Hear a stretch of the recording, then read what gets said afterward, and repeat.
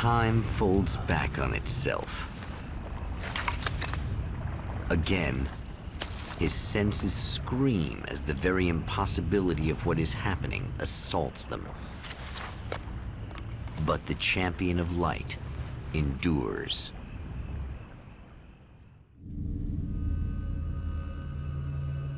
Each time he gets a little closer, each time another detail falls into place. Now the trap works against the herald of darkness.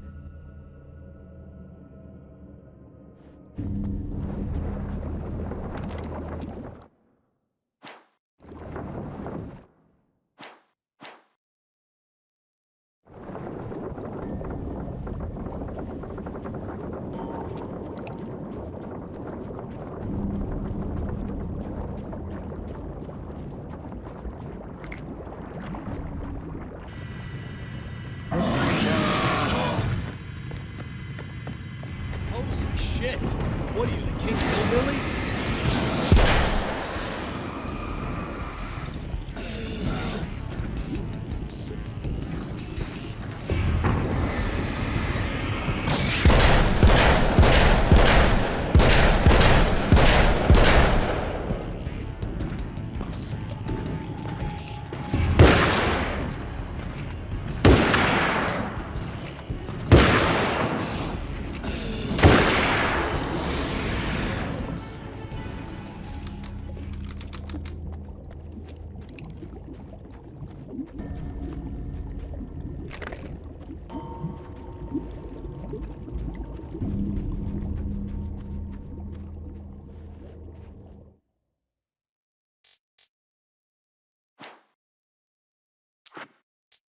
The film noir poster reminded me of Alex Casey, the detective's cool exterior never cracking even with the gun pointed in his face.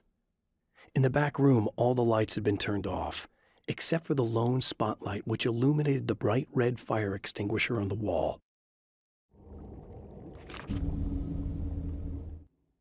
Thor and Odin Anderson, old gods of Asgard. I still don't quite know what to make of them. I know they used to be rock stars who modeled their stage personas after Norse gods. I know they're old. I know that in their day they fought the darkness as I do. I know they're demented and insane, ravaged by age and self-abuse. But there's something in them, something powerful that took hold when they were touched by the powers beyond. A thing that goes far beyond just stage names. Something godlike.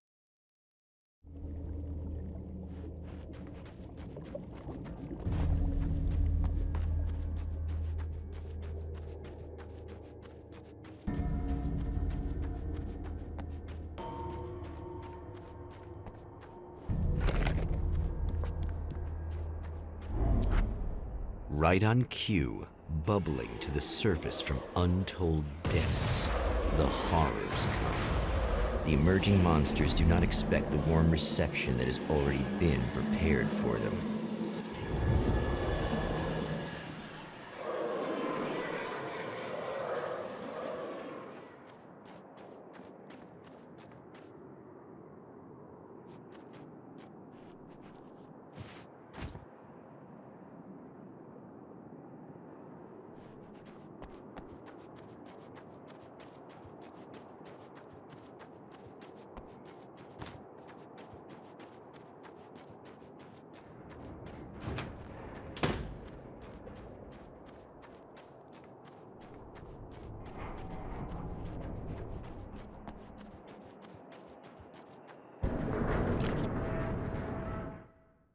The Anderson brothers should probably have been in a facility somewhere, despite their tendency to escape from such places. It could be argued that they had no business being on tour, considering their condition. Their lives mostly revolved around the laundry list of ailments and their endless quest for liquor. But Barry Wheeler managed them now.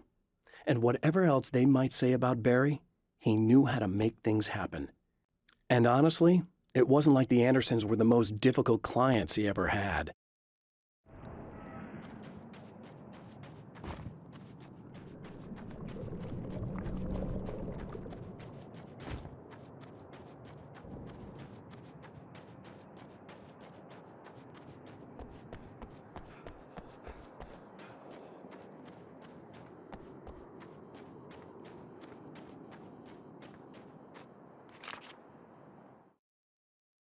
Getting the Andersons into the recording studio was a struggle and a half. But once they actually picked up the instruments, something happened. They were two old men, and they weren't. They were doddering bags of bone, and they were barely contained power. And there was music. Barry rubbed his hands together. He knew how to pick a winner. Now all they needed was some direction on how to make things a little more modern. Barry had never produced a thing in his life, but he knew what he liked. He knew Balance Slays the Demon was going to be a hit.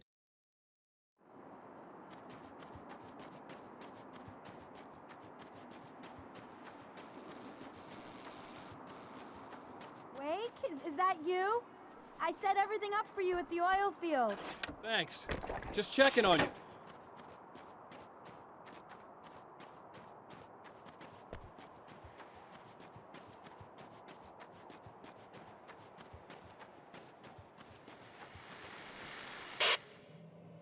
So I've been thinking about Barry. I don't know what to do about him yet. I mean, I'm not going to keep him around, that's for sure. Al? Ugh, little parasite. Your best friend. Really? That's the best you can do?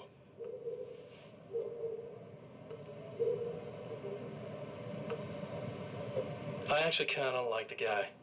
He's a plucky little butterball. He plays the clown. That's a hard road to take. But I don't need him sticking his fat face in my business. Did you know he's been hanging out with the sheriff from that shitty little town? They keep in touch. Barry's about the only guy who insists that you're not dead. How about that?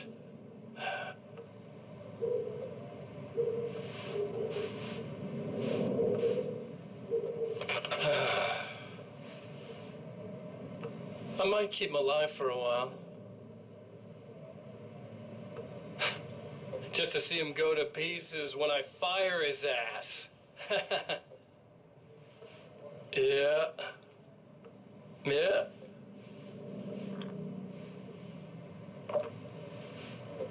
Yeah.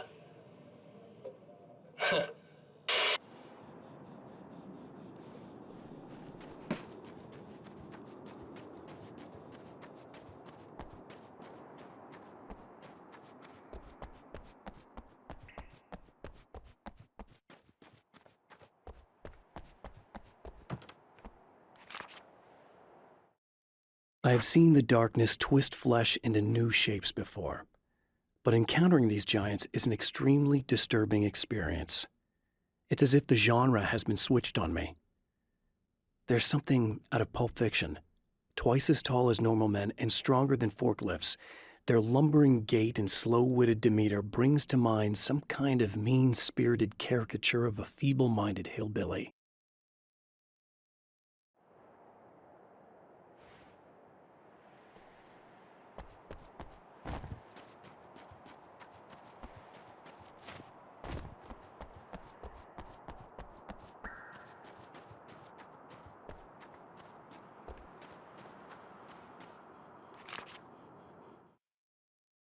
Emma wasn't sure exactly when the man arrived at the motel, but from what she could tell, the party started almost immediately. It was infectious, spreading from one room to another. He was mercurial, almost as if he was flickering through the scene, telling a joke here, throwing an insult there, oozing sex and violence and excitement. She had never seen someone like this before. He looked at her and smiled, and she felt her heart flutter a little. She knew he was the kind of man mothers warn their daughters about, but she told herself it didn't matter.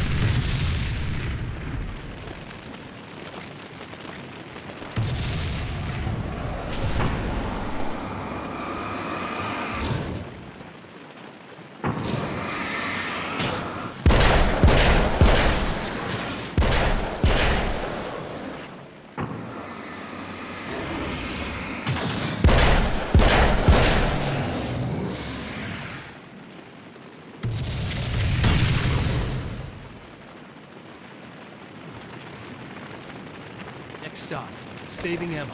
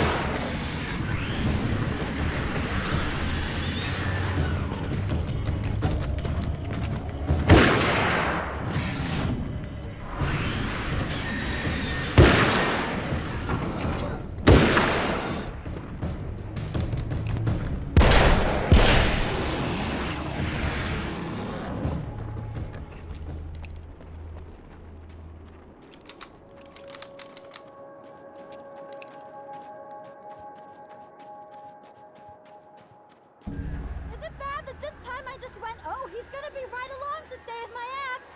Not as long as I show up, I guess.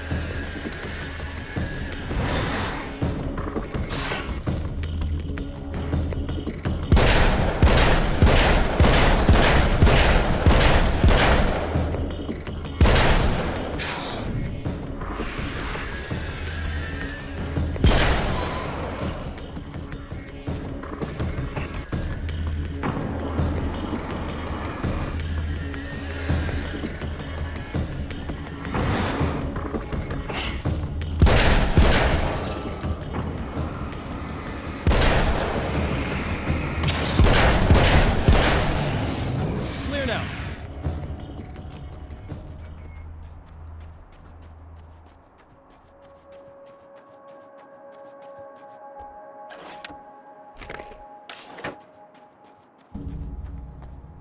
Yeah, thanks for saving me again. I'd hate to die before I'm scheduled to be murdered. I guess I have you to thank for setting everything up at the oil derrick. Yeah, well, I figured that if we were going to go over this again, we might as well try to be smart about it, huh? I appreciate it. You took a big chance doing that. Are you okay? What do you think? I've died twice. I remember everything pretty clearly now. You said I was gonna be okay. I don't know what happened. Well, it's not your fault. I think one of those, what did you call them? The takers? I think they did something to the power and they got me that way. I'm sorry. But I got the keys from the dead guy in that room. And I'm not handing them over until you do something about this. I'm sick of getting killed. Fair enough. You seem calmer now. I tried freaking out. It didn't do much good for me. I guess you get used to the craziest stuff. Good for you. Plus I figured I'd take the edge off, you know? Mm-hmm. Those herbal supplements are pretty good, huh? Oh yeah. I wanted to try to explain things to you now since you're calmer, but maybe this isn't the best time after all. Oh shit, yeah. Better not get all metaphysical on me now. Seriously, I'm like 2 sentences away from thinking how we could all be like atoms on God's skin or something. Or figments of somebody's imagination? Wow. I'm just gonna try to chill out and not think about that or getting murdered or anything, if you're cool with that. Gotcha.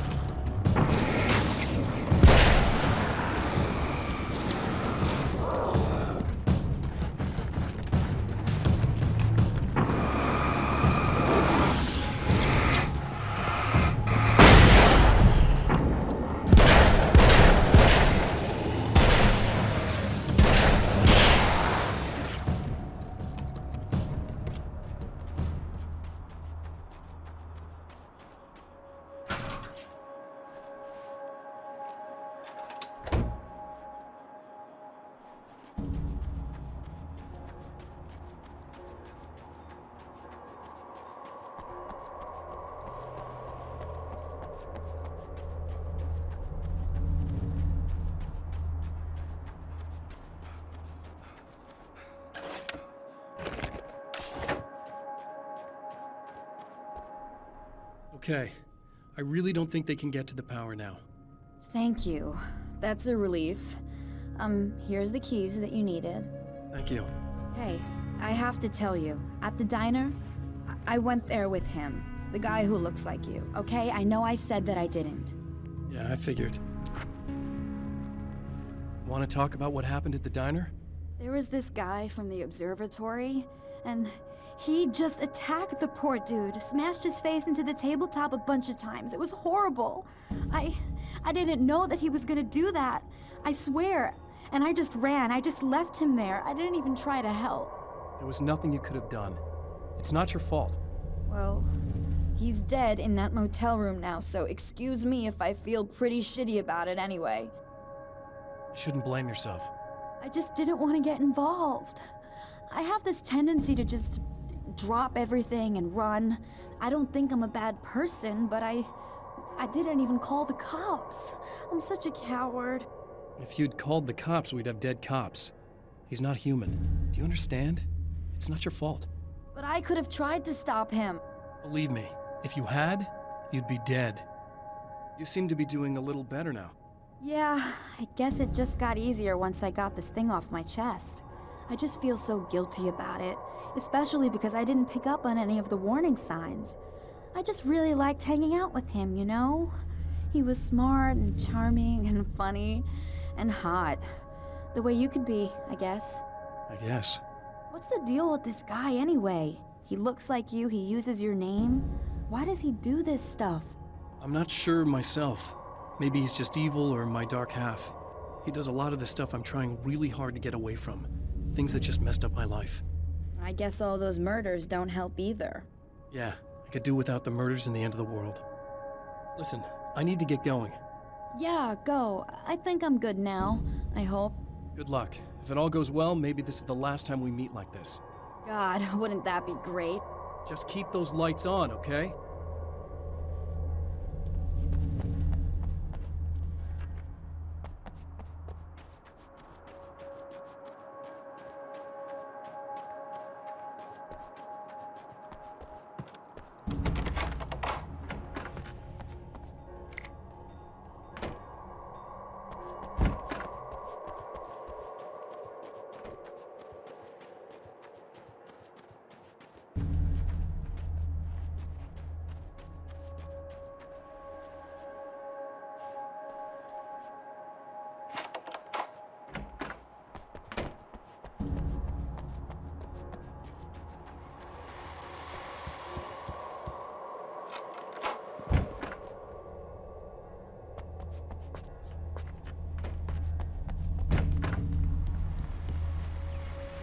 Well, art lovers, are you feeling neglected?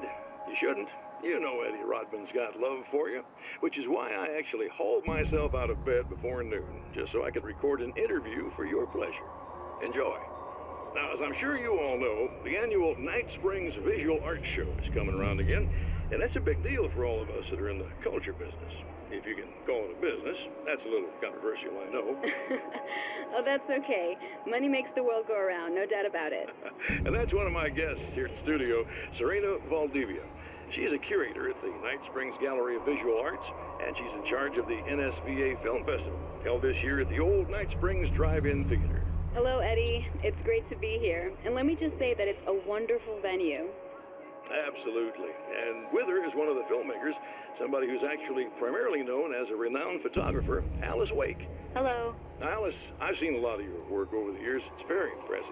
My wife's a big fan, actually. Oh, thank you. You've gained quite a bit of fame as a photographer, but that's not why you're here, right? You actually have a film. That's a little surprising.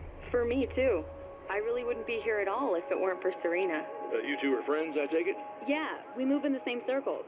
So, about a year ago, I heard about all this footage she'd shot, and I got to see some of it, and then I started pestering her about actually putting it out there, because it was really good. I didn't really want to show it. It felt too personal.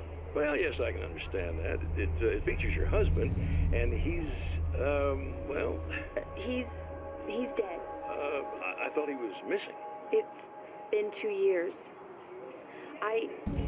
This sounds awful, but yes, I believe he's dead.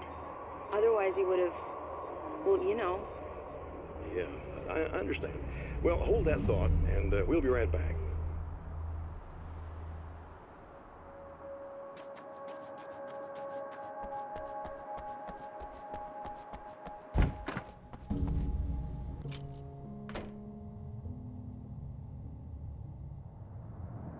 The fate of countless individuals hangs in the balance, threatened by the machinations of the Herald of Darkness.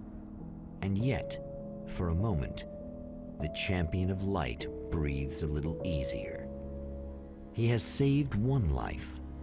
For this moment, it is enough. And soon, perhaps, he can put an end to this.